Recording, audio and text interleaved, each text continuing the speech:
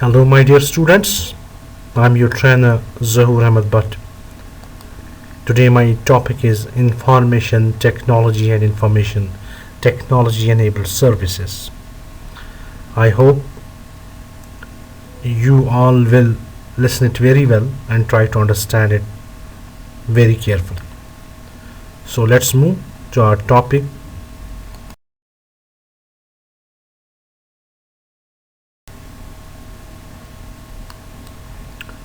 Information technology क्या है? दरअसल इंफॉर्मेशन टेक्नोलॉजी दो वर्ड्स की कॉम्बिनेशन से बना हुआ है, एक इंफॉर्मेशन और दूसरा टेक्नोलॉजी। पहले हम ये जानते हैं कि इंफॉर्मेशन किसे कहते हैं। इंफॉर्मेशन का मतलब है किसी चीज़ के बारे में नॉलेज रखना या किसी चीज़ के बारे में उसकी नॉलेज हासिल करना या उसके बारे में स्टडी करने को इंफॉर्मेशन कहते हैं। टेक्नोलॉजी क्या है? टेक्नोलॉजी एक ज़रिया है इंफॉर्मेशन हासिल करने का। तो टेक्नोलॉजी क्या है? एक ज़रिया है इंफॉर्मेशन हासिल करने का या इंफॉर्मेशन को स्टोर करने के लिए टेक्नोलॉजी इस्तेमाल की जाती है। इंफॉर्मेशन टेक्नोलॉजी की बहुत सारी एग्जांपल्स हैं। यहाँ पे मैं एक एग्जांपल आपको दूंगा कि इंफॉर्मेशन टेक्नोलॉजी क्या होती है। आप इस एग्जांपल के थ्रू समझ जाओगे जो मैं यहाँ पे दे रहा हूँ। मान लो एक स्टूडेंट है, इसने एग्ज़ाम दिया है और इसको पता करना है कि मेरा रिज़ल्ट क्या है। अब ये स्टूडेंट क्या करेगा? आजकल के ज़माने में सारे जो रिज़ल्ट्स होते हैं लाइव होते हैं या वो ऑनलाइन होते हैं, तो उसको ये पता नहीं है कि ये स्टूडेंट सोचता है कि मैं पास हूँ कि फेल हूँ। तो स्टूडेंट क्या सोचता है? मैं पास हूँ कि फेल हूँ। ये जानना चाहता है कि मेरा रिज़ल्ट क्या है। तो स्टूडेंट इसमें क्या करता है? ये कंप्यूटर पे बैठ जाता है और अपना रोल नंबर, अपनी जो प्रोफेशनल वेबसाइट है बोर्ड की या किसी भी इदारे की जिसके पास इनका रिज़ल्ट स्टोर है, तो स्टूडेंट क्या करेगा? यहाँ पे अपना रोल नंबर एंटर करेगा और ये जानने की कोशिश करेगा कि मैं पास हूँ या फेल हूँ। तो जब स्टूडेंट अपना रोल नंबर एंटर करेगा तो वो डेटाबेस में चला जाएगा, यानी वो डेटा होता है रफ फैक्ट्स, ये प्रोसेस नहीं हुआ होता है। तो ये रफ फैक्ट्स को जो प्रोसेस करेगा यहाँ पे वो टेक्नोलॉजी है। यानी ये जो स्टूडेंट बैठा हुआ है रिजल्ट जानने के लिए, ये अपना रोल नंबर इंसर्ट करता है और वापस इसको जो इसका डाटा है वो प्रोसेस होके आता है। इसको ये पता चलता है, ये इंफॉर्मेशन आती है कि आप ग्रेड ए के साथ पास हुए हो। तो ये इसको हम इंफॉर्मेशन कहते हैं। मगर आपको यहाँ पे ये ध्यान रखना है, स्टूडेंट ने जो इंफॉर्मेशन लेने के लिए टेक्नोलॉजी की मदद ली है यहाँ पे, वो ये है कि उसने कंप्यूटर का इस्तेमाल किया, यानी उसने नेट का इस्तेमाल किया या सिंपल एक कंप्यूटर का इस्तेमाल किया और डेटाबेस से अपना रिजल्ट रिट्रीव फेच किया और जान पाया कि मैं पास हूँ या फेल हूँ। तो अब ये जो हम यहाँ पे कहते हैं टेक्नोलॉजी, तो हम टेक्नोलॉजी को टूल कहते हैं। किस लिए ये टूल है? ताकि आप इंफॉर्मेशन को शेयर कर सकते हो या इंफॉर्मेशन को आप जो है जान सकते हो। यू कैन शेयर इंफॉर्मेशन और you can receive information. This is with the help of tool that is known as technology. That is the whole process of information technology.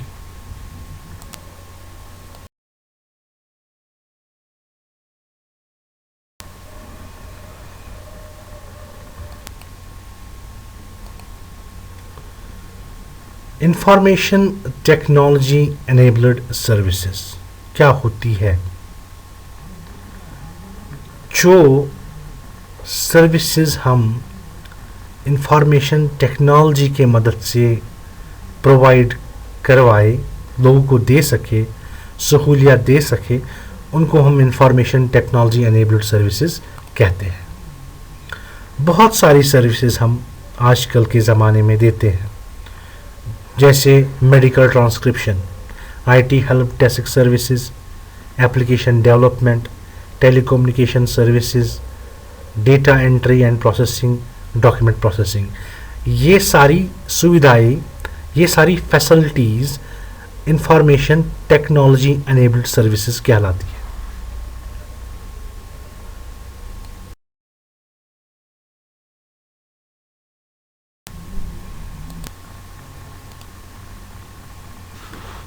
Business process outsourcing services क्या होती है? BPO services. Business process outsourcing का मतलब है कि जब कोई company अपना काम किसी थर्ड पार्टी को एक्सटर्नली कॉन्ट्रैक्ट पे दे ताकि वो बिजनेस को बूम अप कर सके, अपनी इनकम्स को ज़्यादा जनरेट कर सके और अपने एक्सपेंसेस को लोअर डाउन कर सके।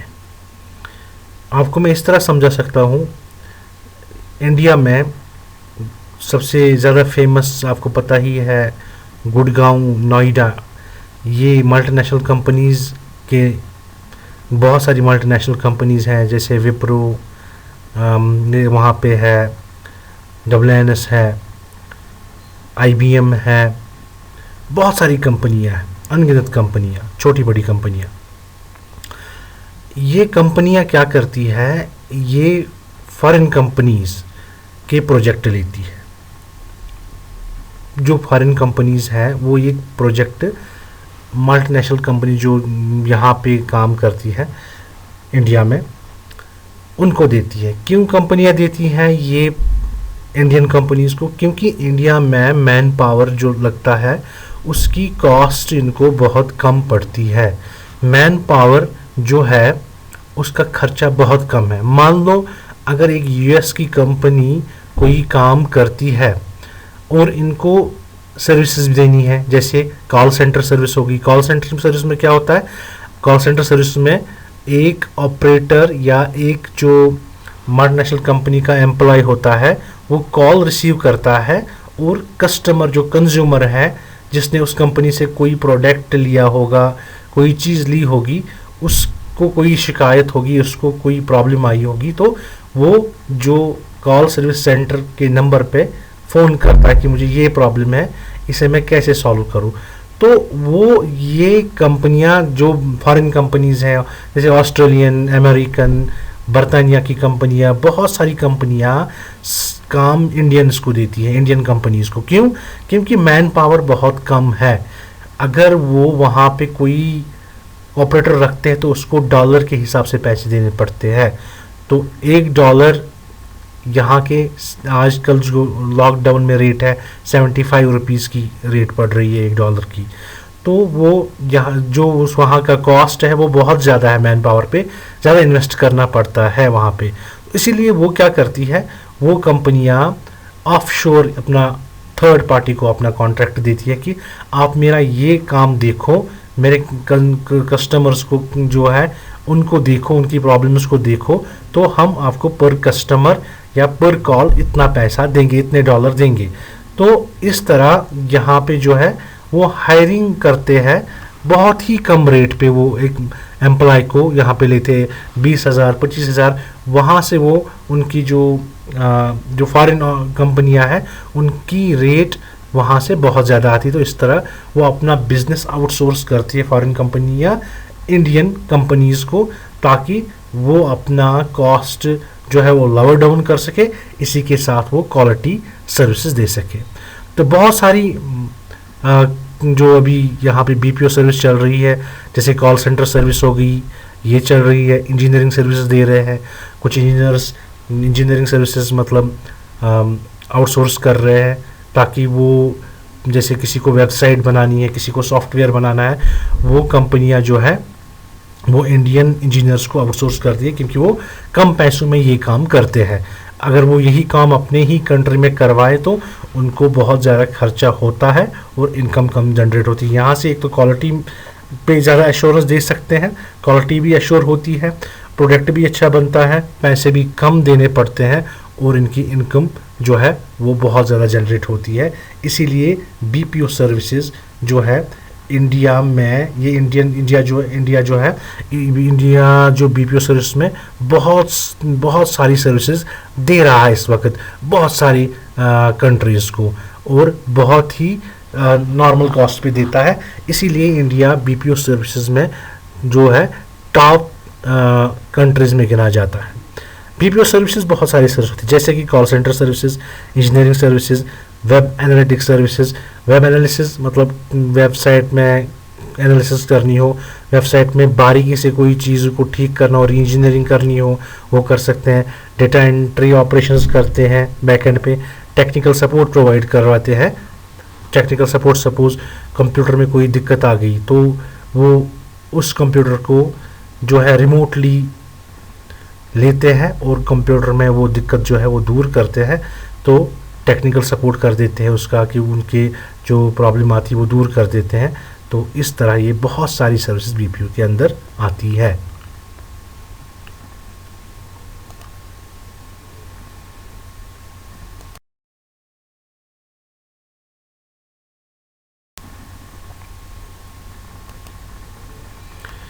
BPM industry in India, business process management industry India में कैसे काम करती है?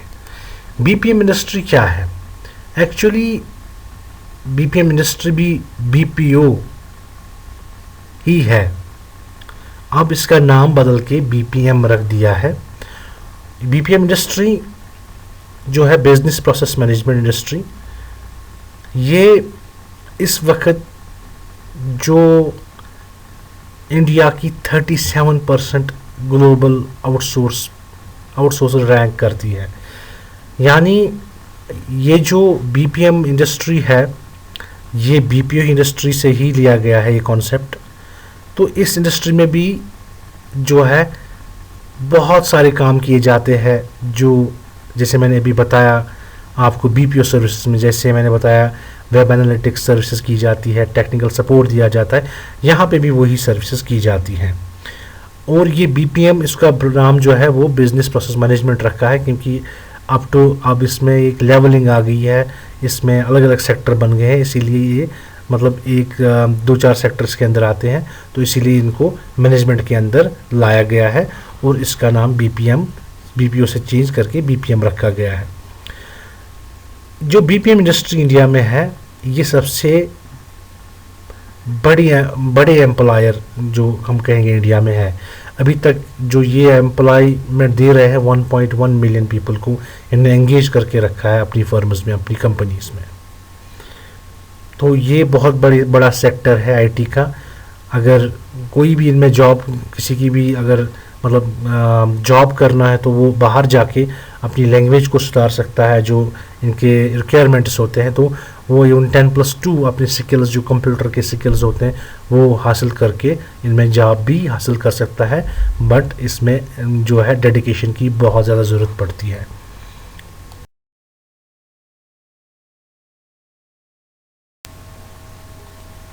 IT BPM, information technology business process management. IT BPM के थ्रू जब हम काम करना स्टार्ट करते हैं, इसमें टेक्नोलॉजी इन्वॉल्व होती है। यानी जब हम आईटी को इस्तेमाल करते हैं प्रोडक्ट आउटसोर्स करने के लिए, तो उसको हम आईटी बीपीएम कहते हैं। और एज पर Ministry of Electronics and Information Technology, IT BPM sector अभी जो उसकी एस्टिमेट जो किया गया है कि 2020 तक ये 9.5% जो है BPO industry, IT BPO industry का जो है ये एक्सपेंड करेगा नियर अबाउट $300 मिलियन। यानी ये एक बहुत बड़ी स्केल है। मगर शायद अभी ड्यू टू लॉकडाउन जो अभी प्रॉब्लम है, कोरोना वायरस की problem through out the world चल रही है, शायद ये परसेंटाइल जो है अब नीचे आ जाए, क्योंकि लॉकडाउन से बिजनेस जो है वो ठप हो गए हैं। तो शायद ये अब कुछ हद तक नीचे ही रहे, 9.5 से बिलो ही रह सकता है, अप नहीं जा सकता। आईटी बीपीएम स्ट्रक्चर इंडिया में क्या है? अभी तक आपको पता है कि जो नए स्टार्टअप्स के लिए एक स्कीम दी गई है जिसमें नए स्टार्टअप्स को एनरोल किया जाता है, इंडिया ने 1600 ऑर्गेनाइजेशंस को, छोटी बड़ी ऑर्गेनाइजेशंस को स्टार्टअप आईटी बीपीएम सेक्टर में प्लेस कर दिया है और ये वर्ल्ड की थर्ड लार्जेस्ट स्टार्टअप कम्युनिटी बन गई है। इसमें 2000 से ज़्यादा स्टार्टअप्स आ गए हैं और ये जो काम करेंगे वो ई कॉमर्स हो गया, कंज्यूमर असिस्टेंस हो गया एंड इंटरनेट आईओटी थिंग्स हो गया।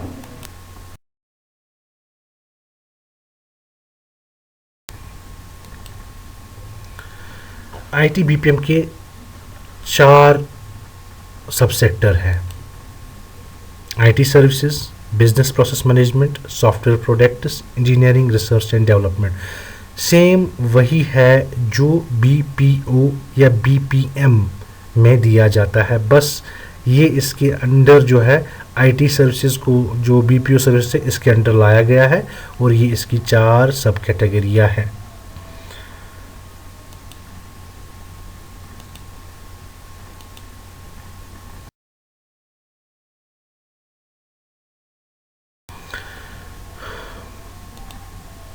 उम्मीद करता हूँ कि आप लोगों को सब अच्छी तरह समझ आया होगा। तो please watch videos continuously and watch full videos so that you can get proper and accurate knowledge about the topic. Thank you.